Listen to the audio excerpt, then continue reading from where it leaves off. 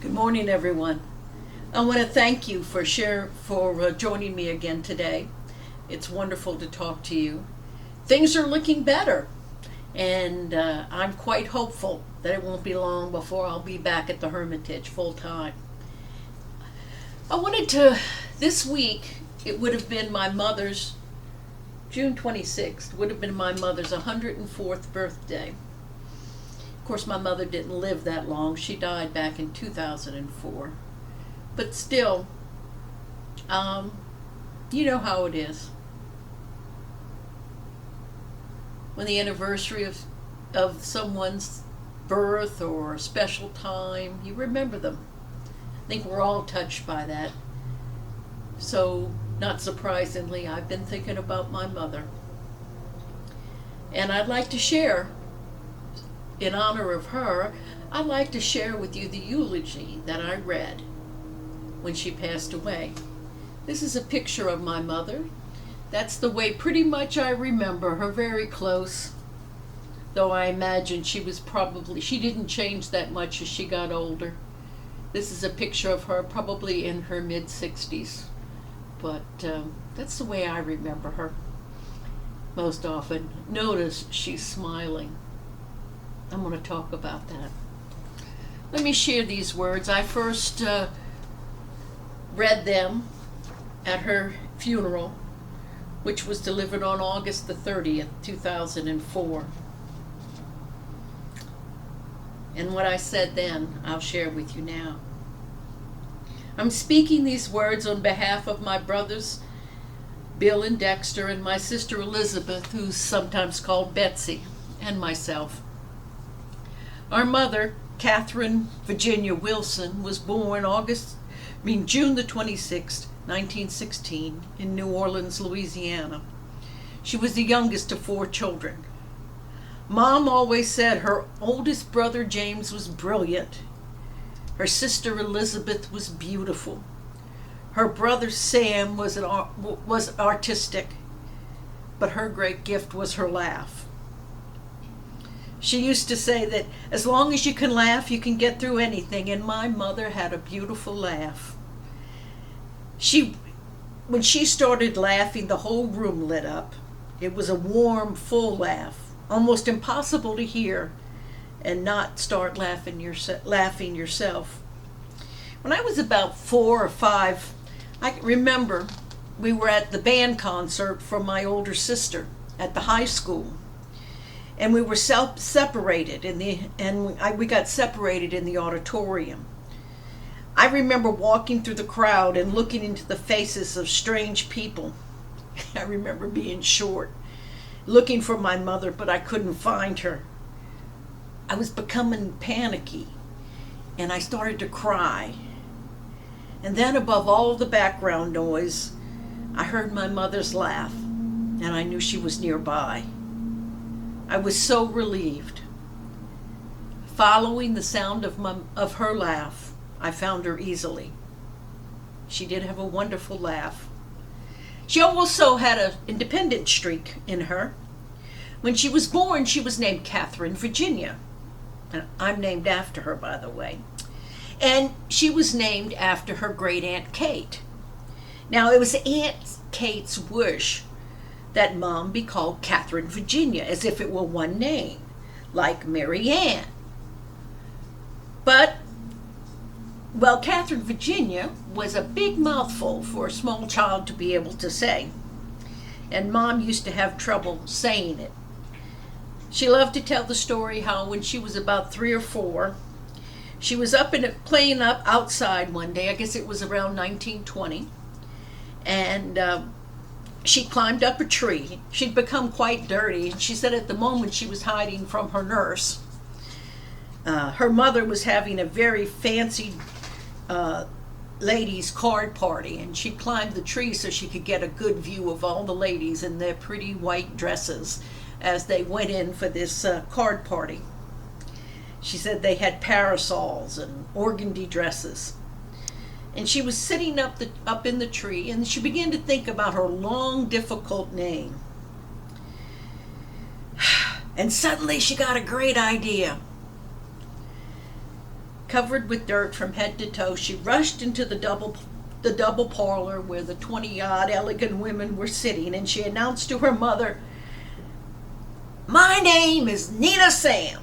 She changed her name. She called herself Nina because she had a friend by that name, and Nina sounded like the end of Virginia, that Catherine Virginia, that long hard name that she even had trouble pronouncing.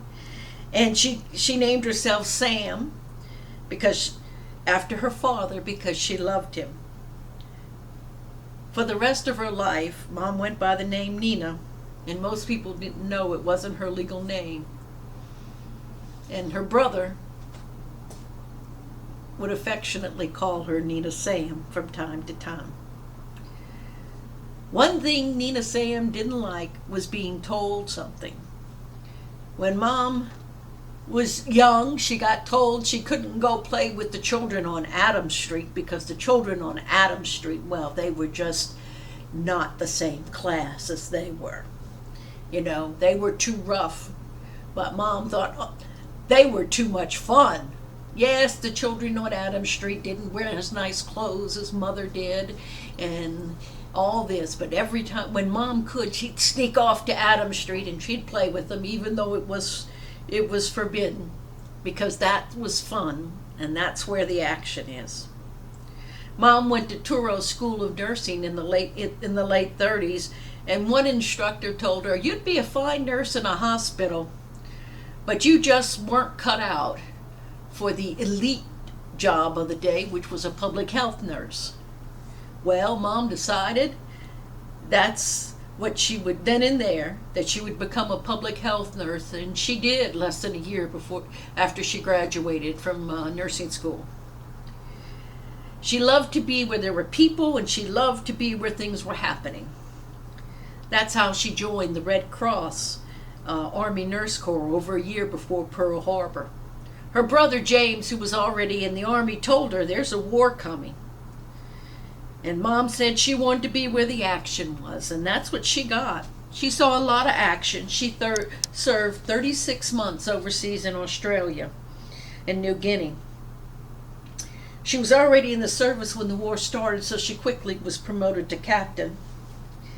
Only rarely did Mom talk about the difficult part of the war, caring for the wounded soldiers, making sure the mosquito netting was protecting each patient, jumping into ditches for cover when their jeeps were being shot at by the Japanese planes, dealing with the mud, the poor water. Mom got dengue fever, dysentery, and malaria. But those were things she rarely talked about. Instead, Mom focused on the good times. She talked about the pranks that she and the other nurses pulled and the trouble she got into. She had met a young lieutenant named George Dexter Grant when she was at Camp Claiborne before they were both shipped overseas at the start of the war. He was from upstate New York, and a friend told him, well, he may seem like a cold fish on the outside, but if you dug down deep and got to know him, you'd find he was something special. But once again, Nina Sam couldn't resist a challenge. They wrote to each other off and on during the war. Mom said that being one of the few women among thousands of men, she and the other nurses had a great time overseas. She said she was in love every other week or so, but never seriously. Mom said that she'd always come back to the letters she was receiving from George. When they both got shipped back stateside and the war was ending, they arranged to meet in San Francisco, and 6 weeks later they were married. After the war, they moved to New Orleans, where Mom was from and where her parents lived, of course. And there were better job opportunities. In 1954, they moved to Belle Chasse, which is only about 12 miles from New Orleans, but it's over on the west bank. New Orleans, the bulk of New Orleans is on the east bank. And so it was considered more rural, more suburban. and they moved there. When I was a child, Mom served with the PTA. I've heard it said that people loved it when Mom was in charge of the annual New Year's Eve party, because she always spiked the punch and got the party going. Mom and Dad hosted many church groups and study groups at our house. They got involved in all kinds of activities. Mom's laugh, her sense of humor, her love of people served her well in her personal life and in her career too. She knew almost instinctively how to work with people, how to lead others. One thing I noticed is the way she acted with the people who worked for her. She always showed them respect, no matter what their position. Through working hard and treating people fairly, she earned their respect and often their love. As a nurse, she finished up her career being director of nurses at a Jewish nursing home for over 18 years. But she and Dad had their tough times. Recently, my brother Bill and I were talking about the night that our oldest sister Cindy was hit by a car. Cindy was about 15 years old, and she'd been crossing the street on a winter night, in a winter evening when it got dark early, even though it was only 6 o'clock. And a car had struck her as she stepped out of the bus and crossed the highway. I think she thought the bus was the public transit, the local public transit bus, which was really nothing but a school bus that had been painted a different color. And I suspect she treated it like a school bus and didn't look, thinking the traffic would stop as they did for the school bus, and that's how she stepped in front of the car. But as far as we were all sitting down just sat down to dinner. My mom was laying down because she had to work nights back then. And the rest of us had sat down to dinner. And we heard one of the dogs barking by the highway. We were afraid it might have gotten hit by a car, or one of its puppies had gotten hit by a car. So my brother and I went out to see what was going on, my brother Bill. Cindy was lying in the ditch. Her leg was broken in several places and bent in all strange directions. She was crying. Bill stayed out there with Cindy, and he sent me back to the house to get help. I remember running into my mother's room and yelling, "Mama, Mama, Cindy's been hit by a car." Mama flew out of the house to the road, and I couldn't keep up with her. When she got there, Bill said she took one look at the situation and took charge. She sent the neighbor, Miss Piku, to go boil her glass syringe in order that she could give Cindy some morphine.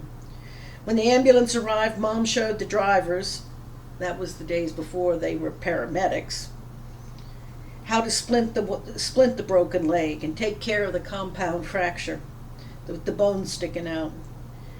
Bill said he was amazed. Mom was in charge and was on top of everything. This must have been the way she was in her Army days. She gave everyone a job, then supervised loading Cindy into the ambulance and went with her to the hospital. And my dad followed in our car. Cindy would recover. It would take her, she'd be in the hospital for 6 months and on crutches for over 2 years. And she never later on was able to stand on that leg very long without it causing pain. But otherwise, she recovered. Things went on. My dad's death in 1983, which was, 21 years before Mom died, was probably one of the most difficult things in her life. But Mom was resilient. No matter what was handed her in life, she just dealt with it and she went on. Sometimes dealing with it meant changing things. Sometimes dealing with it meant accepting some things that were beyond her control, then going on and making the best of the situation that was before her.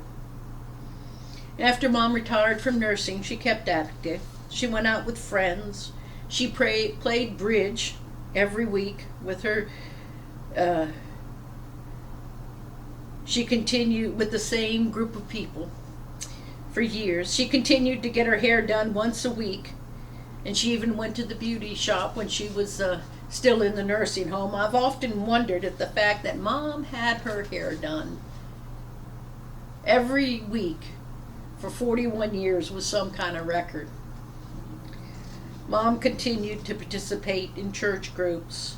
She was a Eucharistic minister, a member of the Altar Society, a member of the worship committee and the design committee for the church where she was buried. This church that we're standing in today, that was the church where she was buried, Our Lady of Perpetual Help. They built a new church, and Mom was an active member of the design committee. And she was very proud of the fact that the Archbishop awarded her the Order of St. Louis at a ceremony at the St. Louis Cathedral in honor and recognition of her service to the local church. These last several years of her life have been tough on her. Her heart began to weaken, her knees were bad, and it was painful and impossible to walk. Even when she had to move to Our Lady of Wisdom nursing home, she tackled it with her usual cheerfulness and gracious personality. She soon made new friends. She loved going, it was a Catholic nursing home, and Mom was Catholic, and she loved going to Mass every day. She told me more than once she never dreamed she'd be as happy or doing as much when she was in such poor health and living in a nursing home. And she had made one dear friend in one of the retired nuns who lived there. And Mom said she wouldn't have thought that she'd make one of the handful of best friends you had in your life. Mom always believed that you could have good friends, and you could have people you worked with, and you could have people who were, everyday acquaintances, and you could be warm and friendly with them. But there was a handful of people who were truly good friends, your best friends. She said the difference, Kathy, is that with these people, no matter how long you've been apart, when you talk to them and after you spend 5 minutes with them, it's like you were never separated from them. Other friends who are good people, after you talk for 5 minutes, you find you have nothing left to say after many years of separation. But that's not the way it is with the handful of with the best friends you have, with the people I would call best friends. And Mom said she was blessed because she'd had 5 or 6 truly best friends. One of them she made there at Our Lady at the nursing home in her very last years of life.